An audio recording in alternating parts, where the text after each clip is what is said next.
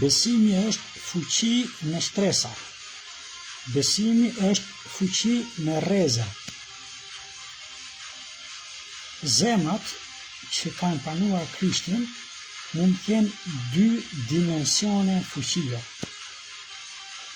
Lavdia e Perëndis brenda nesh na tregon të vërtetat që na presin. Mëkati përballë nesh lufton që pa dyshuar të vërtetën ti të mos ndryshosh sjellje. Shumica të krishterëve në zemrën e tyre e duan Krishtin, por nuk kanë fuqi të ndryshojnë sjelljen. Unë mendoj që edhe nëse ato s'kan humbur shpëtimin, ato nuk kanë fuqi për te i vetes të jenë influencues në jetën e të tjerëve për të folur për Krishtin. Unë kam kuptuar kur influencat e mia janë për te trupit tim.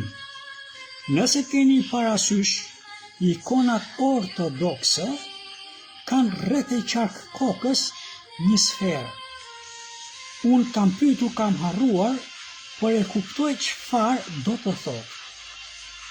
Shumica e njerëzve se kanë sferën në kuptimin se çfarë tregon ajo sferë.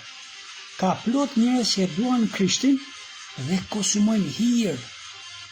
Shkojnë prulur për mëkatin e tyre dhe brenda vetes e kanë frikë ferrin, e duan Zotin, por nuk ndryshojnë procesën e tyre.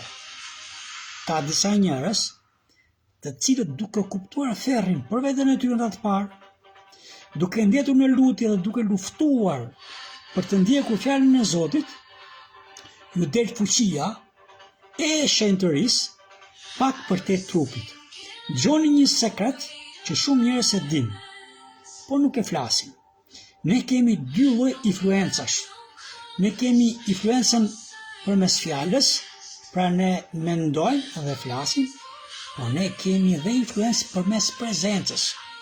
Prezenca njerëzore është më e fortë se trëndafili dhe selulet në aromë.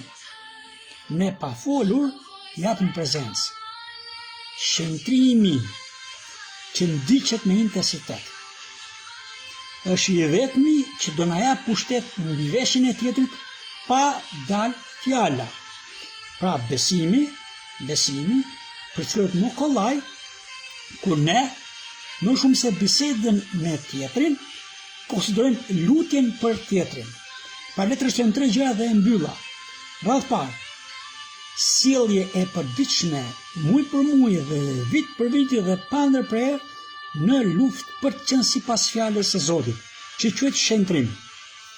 E dyta, kur ne duam të shkojmë në një vend, kur kemi qëllim për të jetuar në një vend, kur kemi qëllim për të takuar një person, duhet që koha e lutjes për personin dhe për vendin të jetë më e madhe se koha fizike me personin dhe me vendin.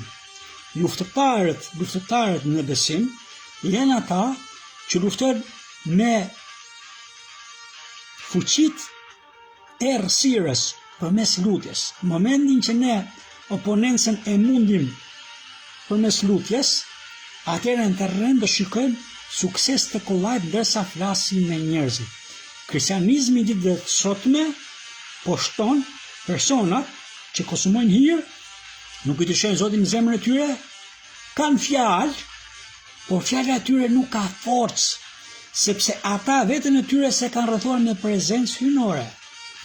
Ja kalofshi mirë të dashurisë, sidomos ju që jeni luftëtar në krye të kishave.